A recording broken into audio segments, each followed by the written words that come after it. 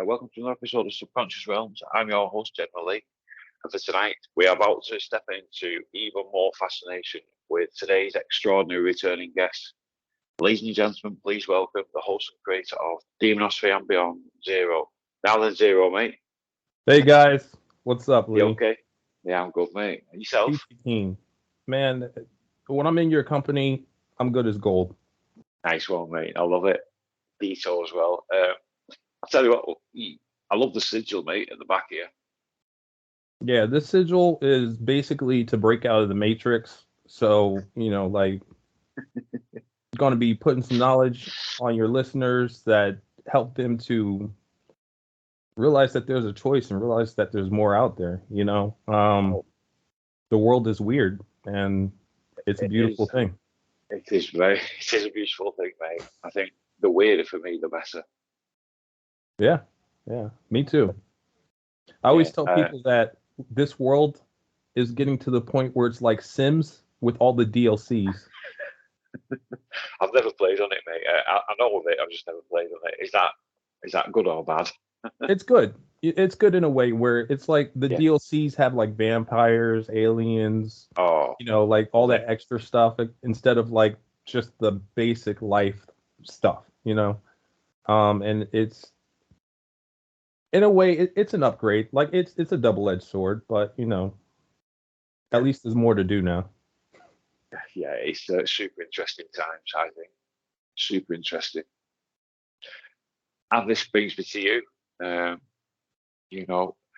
I don't think, personally, I don't think there's anybody that's got the knowledge you have, mate, on some subjects, especially on today's subjects, and that is Lilith. Yeah, man. Oh, geez. When you say that name, like just so much comes up. So much comes up. She's a very deep, very confusing, and very difficult being to deal with. But there are a lot of pros to dealing with her and learning from her. And there are cons too. I feel that a lot of practitioners who deal with her, a lot of practitioners in general are afraid to say negative things about the entities that they deal with. And I prefer to be realistic because those supposedly negative interactions are still learning lessons. Right. Yeah, I can understand that, mate. I think with Lilith, I think it can go so deep because she's in numerous mythology. I think it's super interesting. I also think that, in a way, to me, Lilith is kind of like admirable. Like if you just look at her lore, she was in a position that she wasn't comfortable with. And she said, screw it, I'm out. And that was it. Like, and she stuck to her guns. And, like in this society, everybody is so eager to bend over and to put up with a lot of crap. And, for somebody who is trying to seek the truth and live that truth, Lilith is a personal hero for me, despite all the things that I went with that went on with her. Yeah. Well, when you say that, Zero, all the things what went on, are you okay with like going into a couple of those topics, please? Absolutely. I could tell you a whole story. I worked almost like 2 years with her. Yeah. So I can definitely go in depth about Lilith. So what made you first want to contact Lilith? What was it? So was it for a specific? Well, the truth is, Lilith contacted me. Oh wow, okay. Okay, so it's kind of like half and half, where I was working through the Cliphotic tree, and the first spirit of the Cliphoth is called Lilith, Right, because okay. that sphere represents the earthly things. Yeah, well, the cliff off. Sorry to interrupt, mate. The cliff off that's the reverse of the tree of life. Correct. Right, However, I do personally feel that the Cliphoth is actually the tree of life, and the Kabbalistic tree of life is actually the tree of death. I feel like everything is flipped, but that's story for later. right, mate. I like that. I like that. The cryptic in that. I love it, mate. Yeah. Yeah. So much has come to me where it's just like what practitioners think really isn't. And I feel like you have to be deep into it to come to these realizations and analytical. And being that way turns you into a heretic of sorts, but I don't care. um, so when it came to Lilith, I was actually stuck in the second sphere. I was going through the Cliphoth.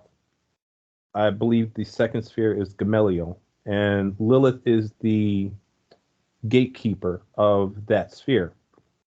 And when I evoked her, I was working out of a book that was written by Asenath Mason. Are you familiar with that name? What is it? Azamat? Asenath Mason. I've never read that one, mate. Yeah, she's. I've actually talked to her in person.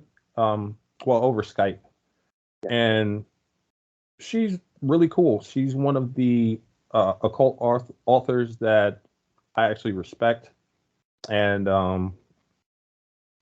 I've had a couple of her books, like the Grimoire of Tiamat, that I've worked through. I think, yeah, and she has at least two books that I know of that are on the Cliphoth. When I was working through Cliphoth, I've also worked out of a book called Cliphoth and Goetic Magic. That's not the real title, but it's by Thomas Carlson. And yeah, that's also a very good book if you want to work through the Cliphoth, because it's very descriptive, whereas a lot of books on the Cliphoth are kind of obscure, and it helps because it helps to go into detail about what you're getting yourself into. Yeah.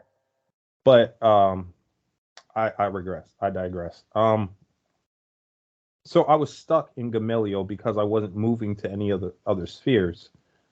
And what happened was, when you go through the spheres, each gatekeeper that guards that specific sphere gives you a kind of test.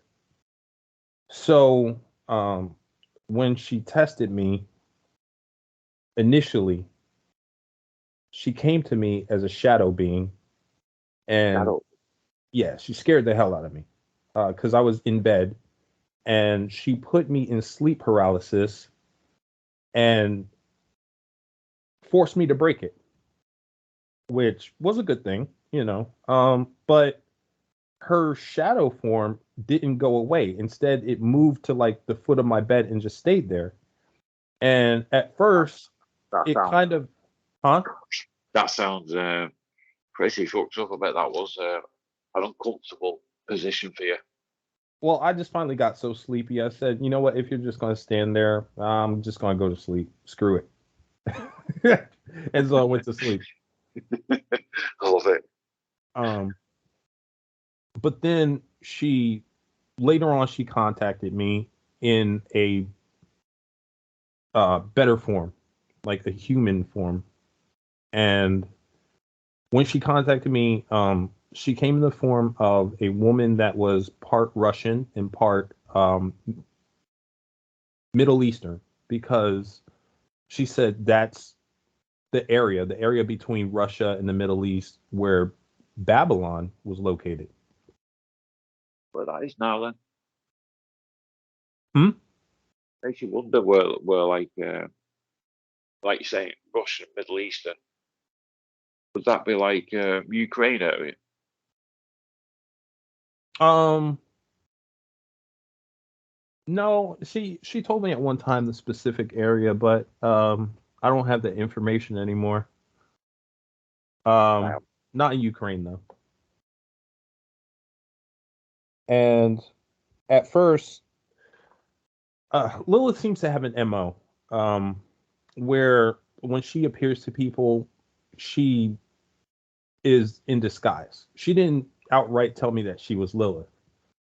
She was just having a chat with me and talking about semi-regular things. But as we started to build more rapport, they just got to the point where it got stranger and stranger. Like, not strange when you're dealing with entities. It's just like she started acting less human and then started acting more of herself. I think it was just kind of like to get me comfortable with her. Then she revealed herself, said that she was Lilith. She told me the different deities that she was associated with. She actually said that she had different masks. So she said that Nama was a mask, uh, the Morgan, Hell. Oregon. Yep. She said that Tiamat was one of her masks. Like, an interesting thing though is also that she told me that she was not the original Lilith. That Lilith Right. was a title. She told me that the original Lilith um exists, but I guess like she got tired of doing her job, went to sleep. Um Lilith said that she was asleep and then she woke up. And she didn't quite know why. Which is interesting because like we've had uh magicians that have been trying to evoke Lilith and actually put her in a vessel and things like that. So maybe it's because more people are waking up, more people are practicing magic. I don't know. Um, Interesting though, isn't it? Like you said. yeah, yeah. Um, One of the interesting things about deities, a lot of people think that they're all knowing and all seeing and stuff like that, but when you actually um, talk to these beings, like they don't know everything. They don't know everything. And it's kind of refreshing. Um, and it's a reason to talk to another being because they know something different. Yeah, yeah. So we chatted, and eventually she actually proposed that we get married after Really? working with her for some months. Yes. Right. And And but huh? mate, I'll let you explain it. Sorry, mate. No, it's okay. It's okay. So what I was going to say is that when you get married to an entity, there's pros and cons. The pros are that put they give you knowledge that you wouldn't get from an initial meeting or a superficial relationship. Um, you get their protection, you get their affection. But one of the downsides is that you become emotionally attached, like empathetic. Um, to the point where Lilith is a chaos being. So if she's feeling chaotic, then you are also feeling chaotic. If she's Right. angry, then you're feeling angry. If she's upset with you, then you feel like garbage. And Does she like have to be in control, like fully manipulating? Is that how it is?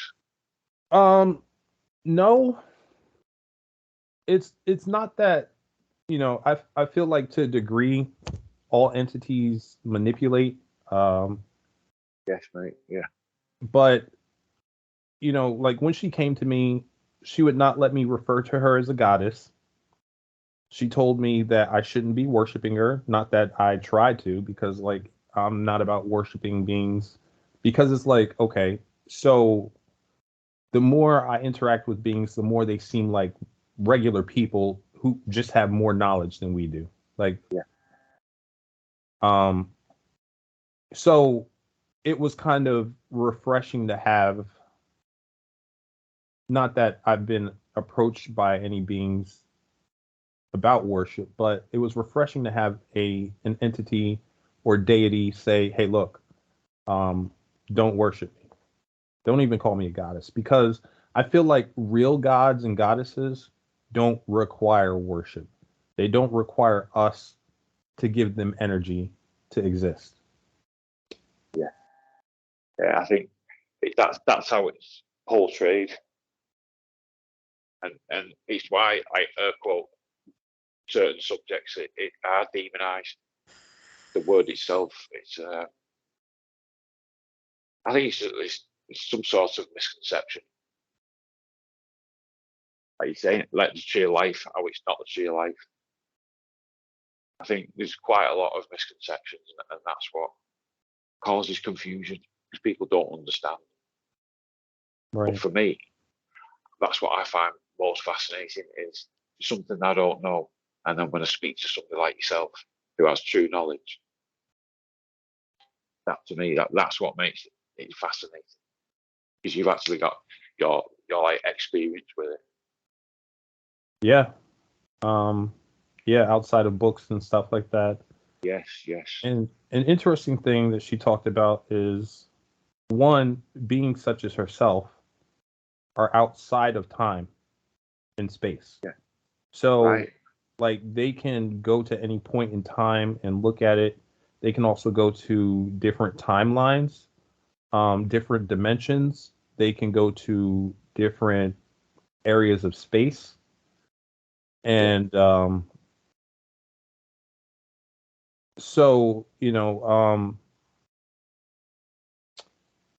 also with Lilith, the interesting thing is that when she did come to me, she was like, "Oh, you need to go to the abyss." And I'm like, "Wait, wait, wait, wait, wait, wait." I was like, "I didn't work through the rest of the cliff off." And she just laughed. She laughed. And she was just like, "That doesn't matter." And I was like, "Wait, what?" And so I asked her if she had access to all the spheres, because like you've got to be a boss of some kind if you're just taking me, it's like taking me straight to go to collect $200. If you've ever played yeah, yeah. Monopoly. Um, and she said she had access to most of them. Oh, And most of them. yeah, I But she really did, don't know if she was being humble or right? what. Uh, um, Yeah, but I've read someplace that the abyss is the womb of Lilith. So if that's the womb of Lilith, of course she brilliantly. can let you in. Yeah. hmm Wow. Um, That's, you, it's like how they say she is the mother of demons. yeah, Well, the abyss, the darkness, that's where all the demons are supposedly coming from. So, um, it makes a lot that of sense. It makes a that lot does of make sense. sense. With you saying like it being the womb of Lilith, that sort of makes sense. With it being the mother of demons as well, that connection. So when she told me how to go to the abyss, she prepared me. to go to the abyss. One thing she wanted me to do was contact Samael. She asked me how my relationship with Samael was, and my response was he didn't kill me on sight, so that must be a good sign.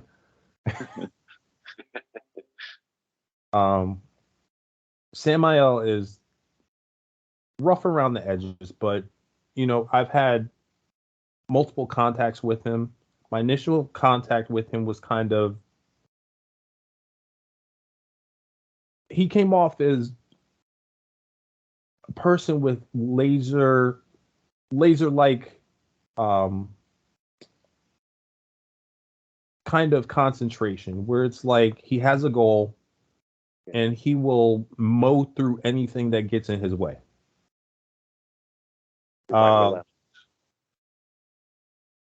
Yeah, I mean, not just relentless, but just like will destroy anything in his way without hesitation. But upon meeting him later on and working with him more, I personally feel that Samael is misunderstood. He's respectful, but he comes off as more like a big brother for me, where you want to tag along with him, even if he's rough around the edges. But he also has a sense of humor, and he says the reason why he fights so hard is because he loves so hard. He is trying to help humans, but a lot of people fear him, and he doesn't want to be feared, but also his energy is not something that you can toy around with. So, going back to the Cliphotic tree and getting into the abyss, she wanted me to contact Samael because the ritual to get into the abyss involved evoking her and Samael. But she also wanted me to contact Crowley to learn about Karanzan. Yes. Right.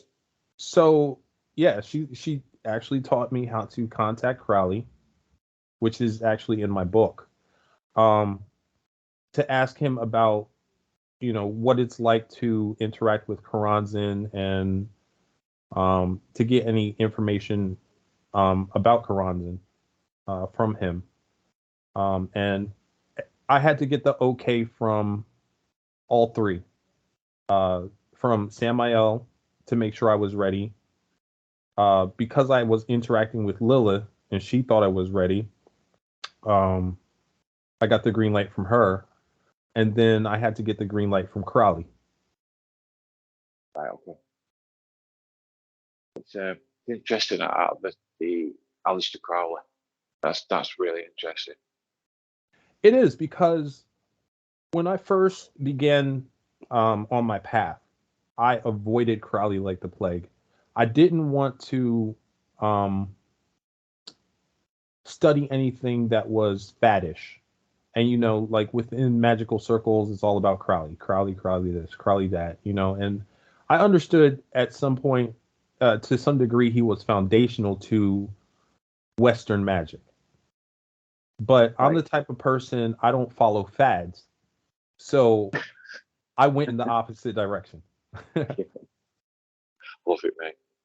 But when I did contact Crowley, he came off as a pretty cool guy. And he told me that through different mediums, because I worked through tarot cards, in order to contact him, I felt like I needed something that was from him. So I bought the Thoth tarot deck that was created by Crowley and used that to kind of chat with him. And so he told me that, contacting Karanzan would be beneficial. And so I got the green light from both of them. Yeah. When I went into the abyss. Now, here's the thing. For me, personally, being in the abyss was one of the greatest experiences I've ever had while I was in the abyss. When I came out and had to live regular life, everything was falling apart. That's crazy, that mate. It's like it sounds like so. For example, call it a dimension, the abyss, completely different than reality, or is it reality? Is this reality? What we That's call what I mean. reality, is that real? Yeah. It's, the mind makes things real. That's all that matters, because it's like if you think a certain way, then your world becomes a certain way. So regardless of whether somebody else thinks it's real or not, it's real to the practitioner, and that's really all that matters. But when I went to the abyss, they actually gave me a welcoming party. I was given citizenship. I was given a job to earn my citizenship. I was given the job of kind of like what is it, immigration. Yeah. And my job was to find different demons who were not doing their jobs and made sure they returned to their jobs, as well as finding human magicians that were trespassing in the areas around the abyss and kick them out. And it's funny because the so-called demons, I don't like calling them demons because it has a negative connotation to it. They are necessary to universal functionings. We just don't understand their jobs, many of us. But the demons never gave me any trouble. It would be like I would come upon a demon, I'd be like, hey, you're not where you're supposed to be. Can you return? And they'd be like, well, this and that. And they would grumble, but they would return. But it was the humans that always put up a fight. Always. Humans. Yeah. Would that be other people like you've gone into the abyss? Except without permission. Right, okay. Yeah. So it's kind of like there are magicians that don't appreciate where they're at and bring the property down, so to speak. So the citizens of the abyss and the outlying areas don't want them there. They cause trouble. They try to take over things and change the rules and use different spirits for nefarious purposes. So it's just like if they're not welcomed, if they're not invited, they need to get out. I can understand that, mate. Like saying trespassing. You think the trespassing in a bad way? Do you think they could have like saying nefarious intentions? Well, I believe that not all of them were there for bad purposes. It's just like what people don't understand is the abyss is not like hell, like they describe in Christianity and stuff like that. All the demonic realms that I've been in have been, most of them, have been very peaceful places. They have communities, they have uh, neighbors, you know, they all get along for the most part in some areas. Okay. So there are some areas of, well, there are some demonic dimensions that are just chaotic, where you're always fighting for rank and you're always fighting to keep the rank that you currently have. And according to Lilith, the more civilized demons don't go there. I call those areas the Detroit of the demonic dimensions. I love that, mate. Yeah, it's like the Wild West in some areas. Another thing about the abyss is time goes by differently. That was quite So differently. yeah, like I would tell Lilith sometimes, like, I want to spend a year with you in the abyss.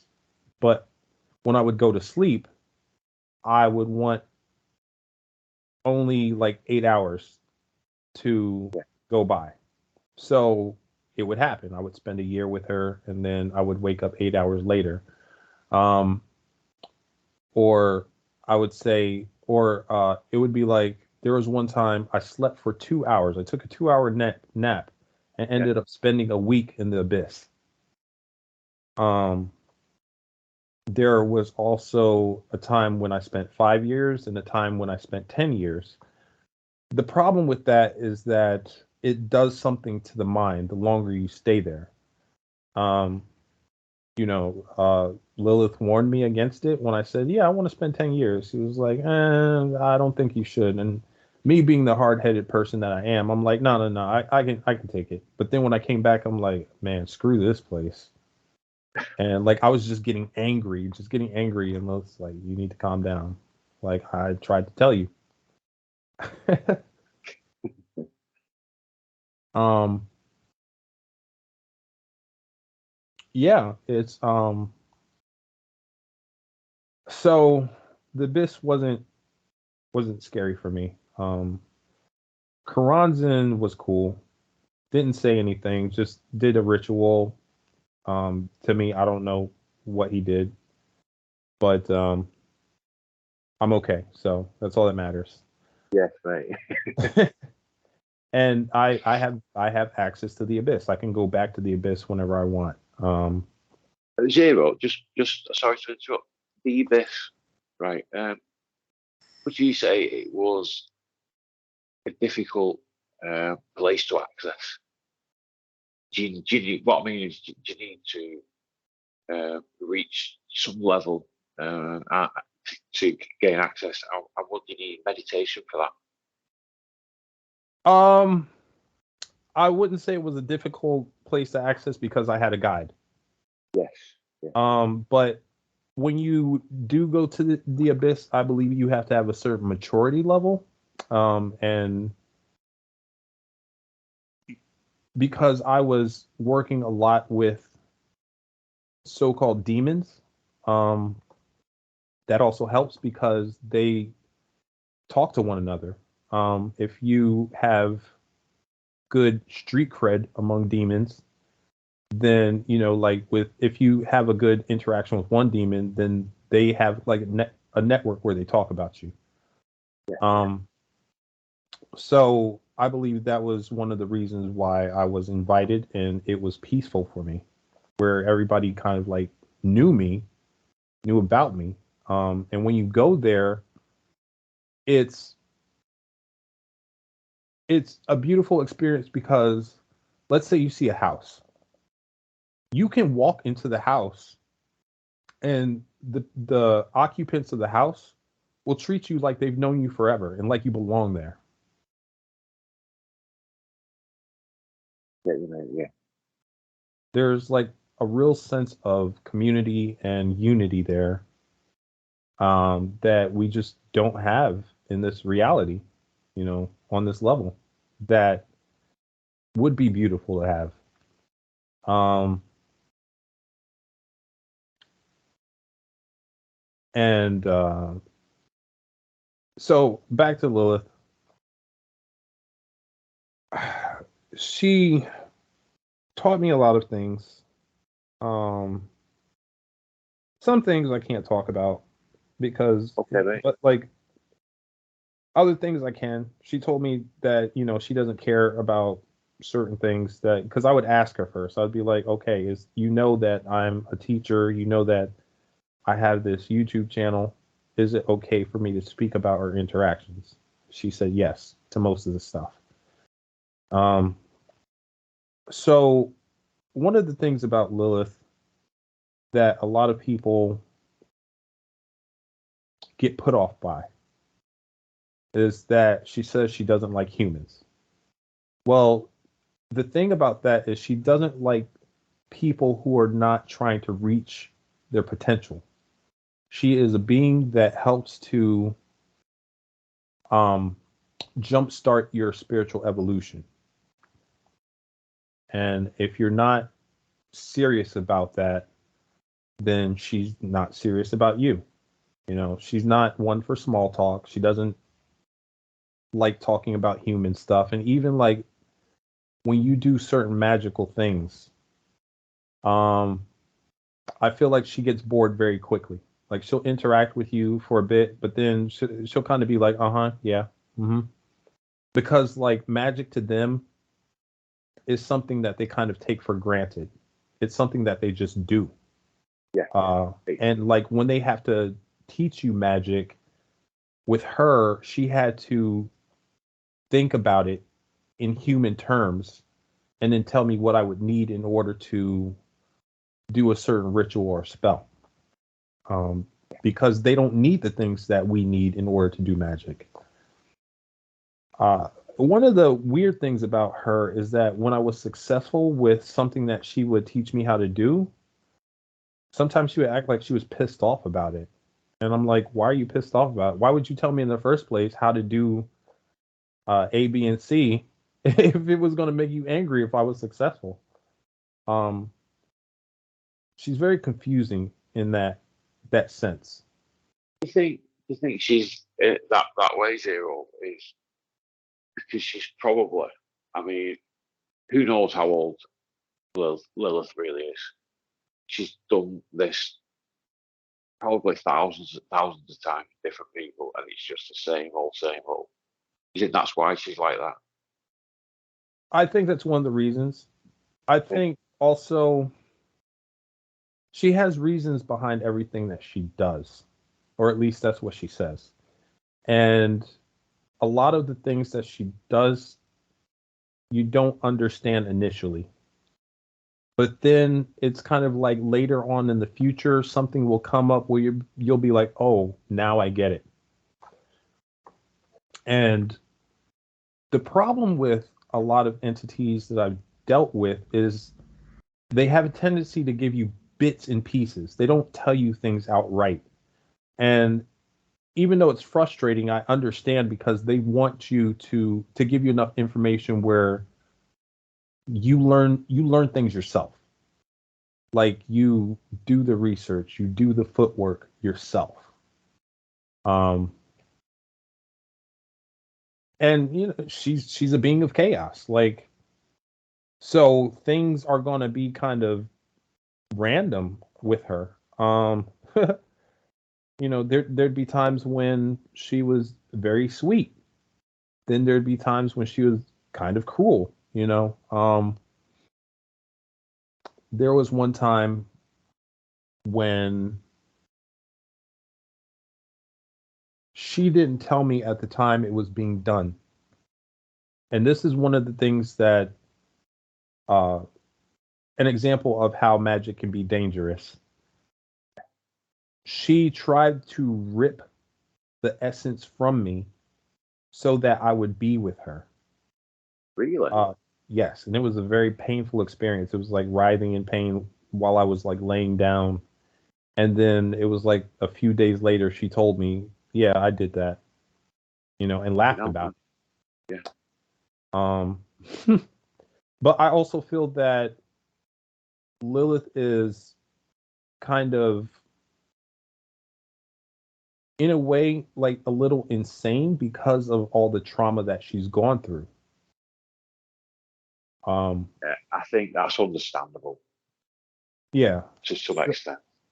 Yeah, it's kind of like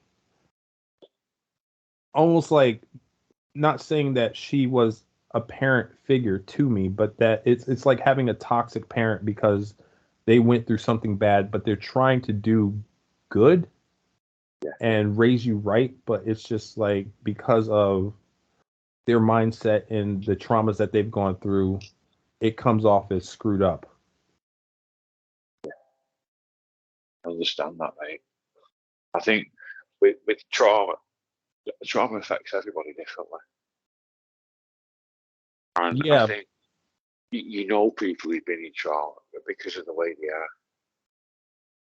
But I think when it comes from with a deity, like that trauma is on 1,000.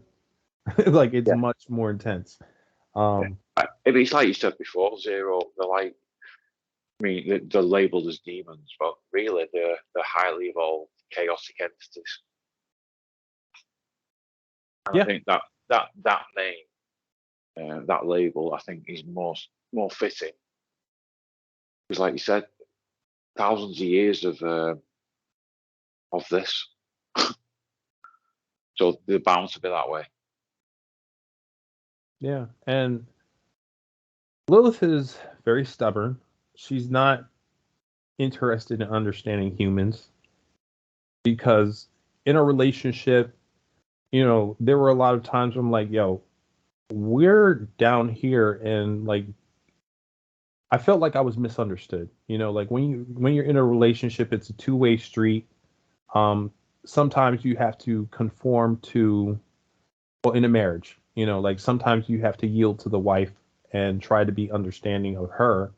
But then at the same time, like she has to try to be understanding to you so that like everything is good. And that was a big problem with Lilith, where I feel like she liked the magician side of me, but she just couldn't relate to the more human side of me. And that caused problems. Right. But What? go ahead. Mate, sorry. No, I No, was go just ahead. gonna, what problems did? At what point did you realise that things were becoming a problem? Was it a build? Was it like a build up, or did it happen suddenly, or did you sort of know something was wrong or something was off? If you get what I mean. I feel like she had mood swings. Um, and the only way I could say is bipolar. But you don't say that to Lilith because that would piss her off. Uh,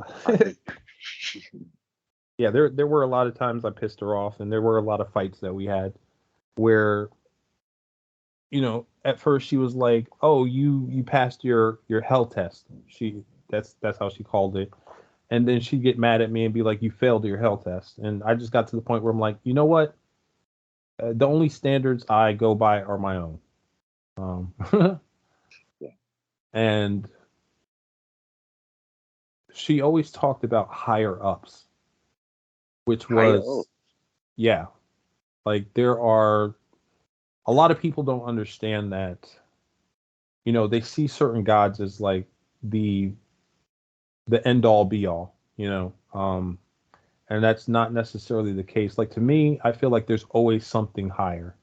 So, and I feel like there are certain deities that are assigned to humanity, but there are other gods and deities and angels and demons that have nothing to do with us. Like there's other life out there, and that other life have their own pantheons, and if those gods and deities from those other cultures and star systems or wherever they're from come to interact with us, it's not going to process whatsoever.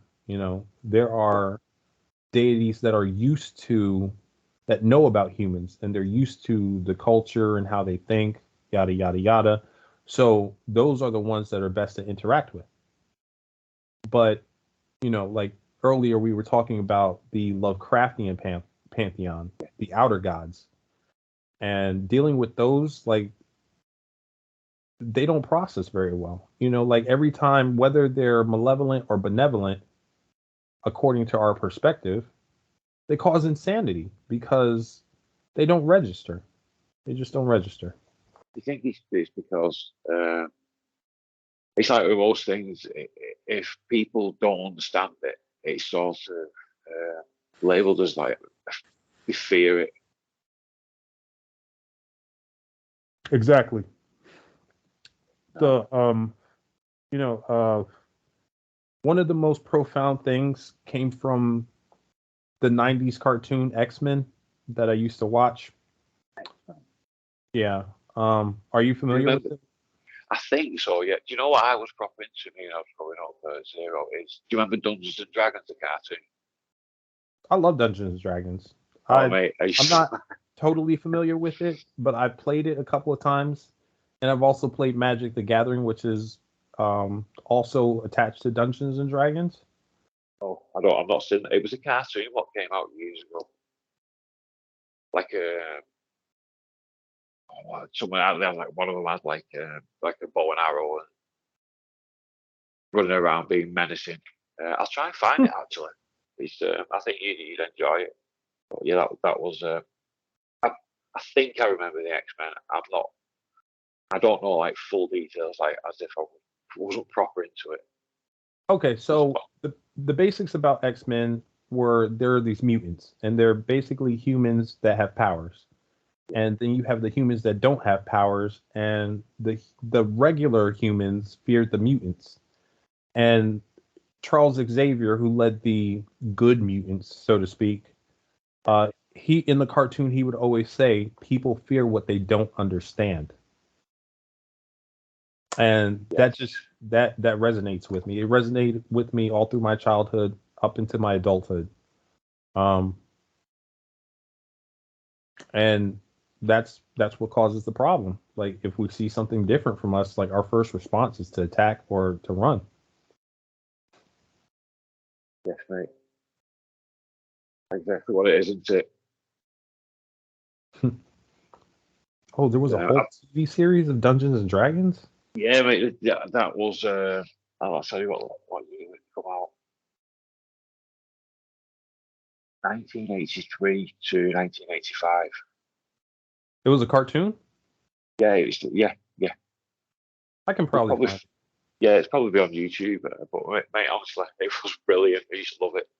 Because like back then, telly was completely different.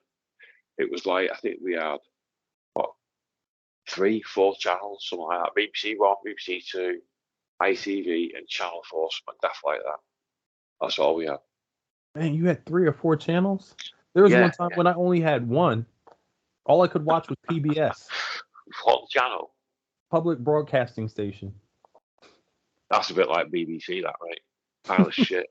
But yeah, it used to come on like cartoons, used to come every Saturday morning. You used to get up early and watch them. Yeah, me too. Me too. Those were the days. Those were the good old days. Yeah. I think they started early and then stopped at about lunchtime, something like that. It was. I love it, mate. But yeah, it's definitely worth a watch. But another odd thing about Lilith is she would recommend that you work with certain spirits and then be angry about it. Like when it came time to go to the abyss, she recommended that I go to Samael. But then later on, I mentioned working with Samael, and she got pissed. I'm not really clear about the details why. But you know, like with me, I try to stay out of like beef or sides because it's like as long as a deity or entity, a being treats me okay, like that's how I see them. You know, they're good by my standards. But you know, personalities clash. Personalities clash. They do, mate. They do. I think but if you get balance with the person, like I was having a conversation now. I think that it makes a difference, doesn't it, when you can make that connection with somebody. Oh yeah.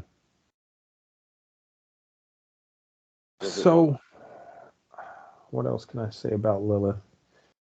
Lilith put me onto a lot of things. You know, she told me about, you know, she had gossip about angels as well as demons. You know, Lilith perceives angels to be boring. She said Michael is boring. um, She said Metatron is boring. She said, Metatron. Is yeah, Metatron the Enoch character? yes, correct. Yeah. She said Metatron is even more boring than Michael. He sounds like a bit mischievous as well.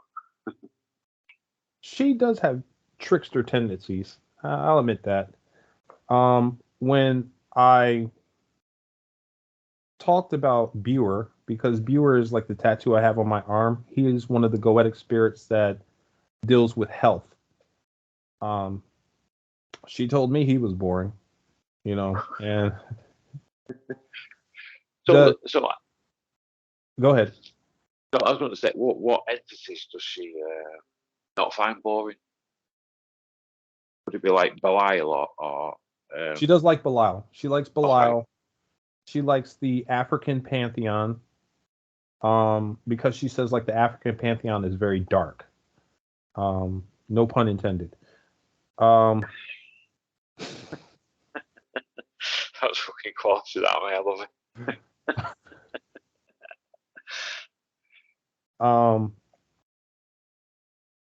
But at the same time, she's a loner. Like she's told me she doesn't have friends. At points, she said that she doesn't like demons or angels.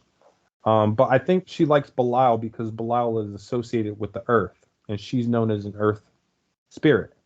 Oh right, okay. Um, she told me that Hecate is her sister. That Neymar is his sister called Neymar. Huh? Wait, is his sister? Is it that an entity called Neymar?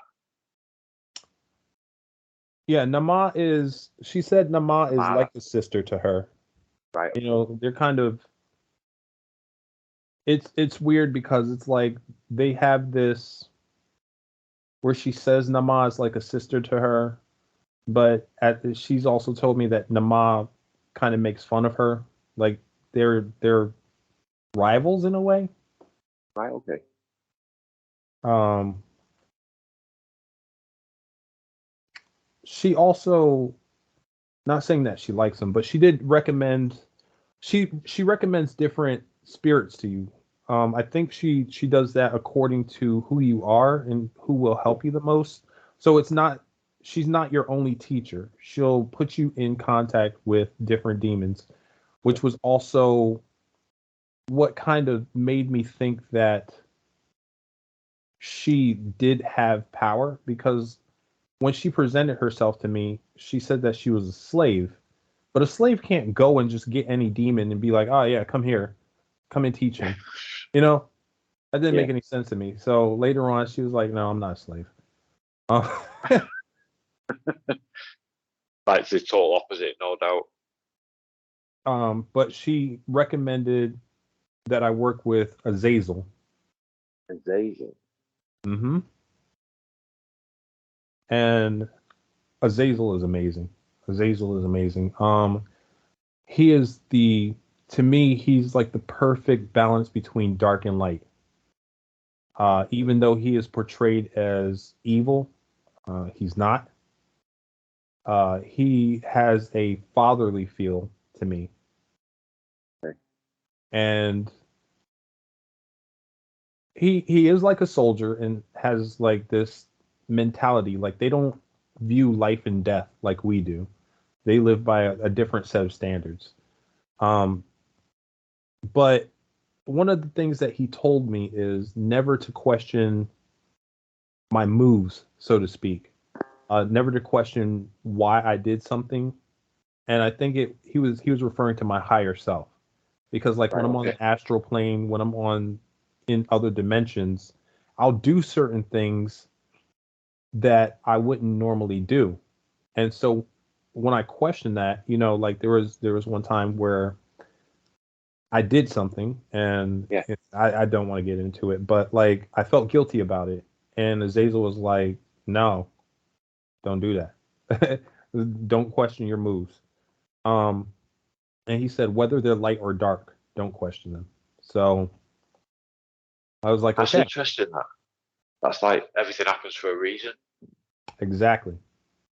And it's kind of like I guess in a way he was saying rely on your intuition, Yeah, rely on your higher self because your higher self knows things that you don't. And as human beings, we're conditioned to think a certain way that isn't it isn't universal. Like the universe is a very tough place.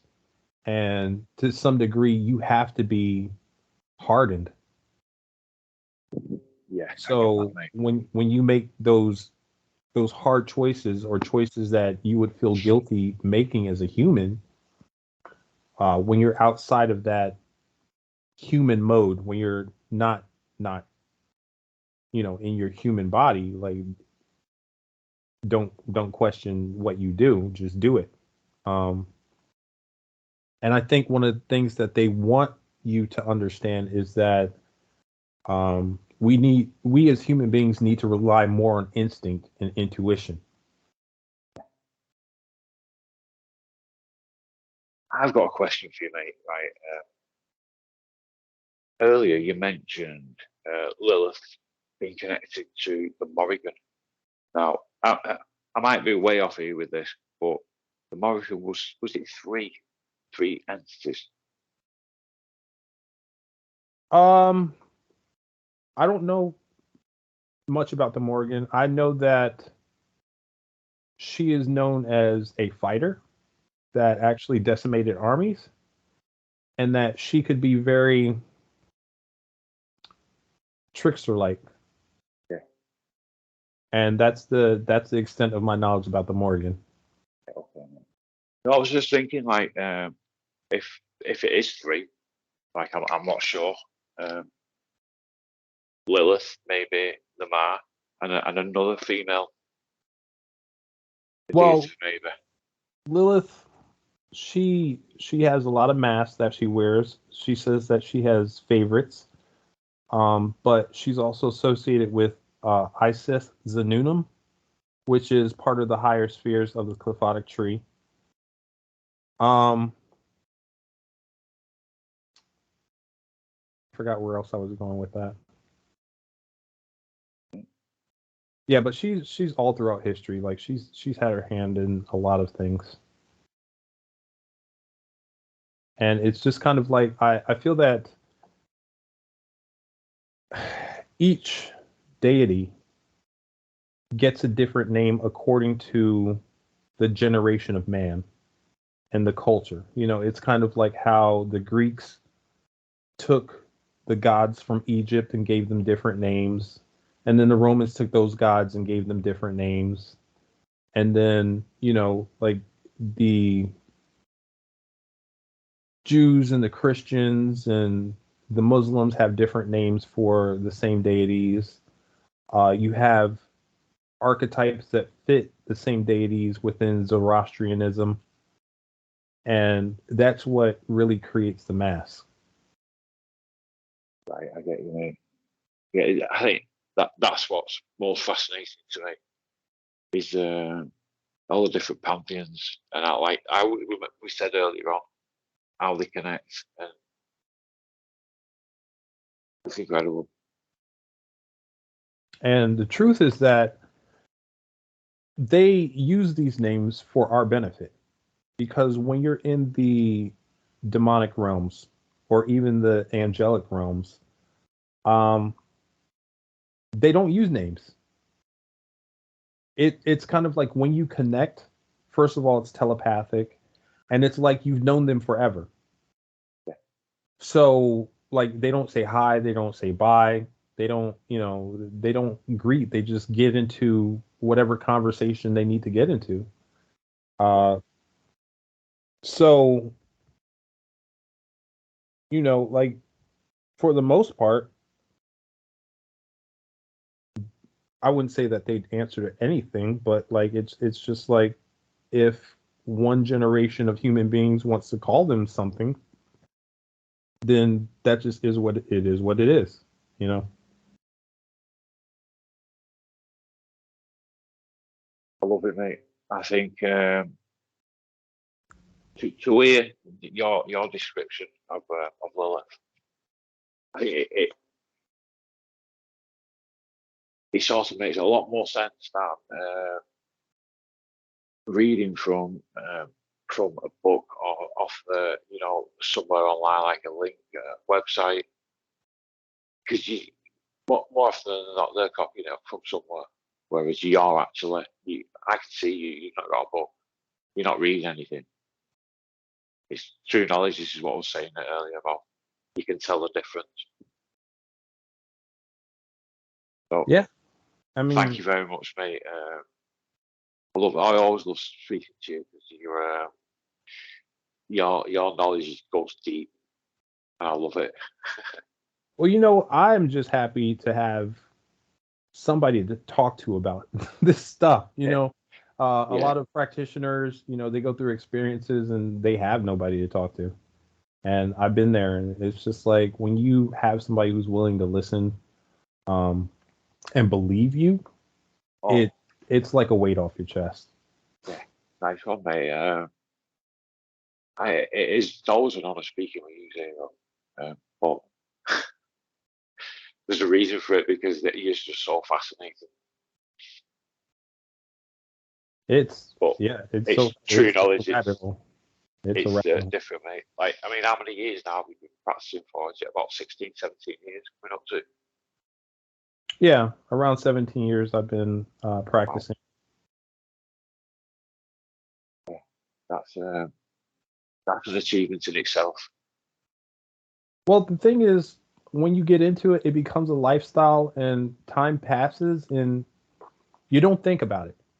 You just do stuff, and then when somebody asks you, "Well, how long?" You're like, "Oh, wait, hold on, let me do the math."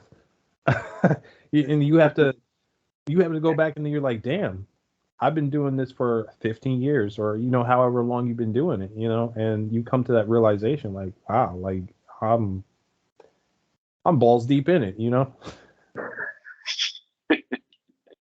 Love it, mate. Love it.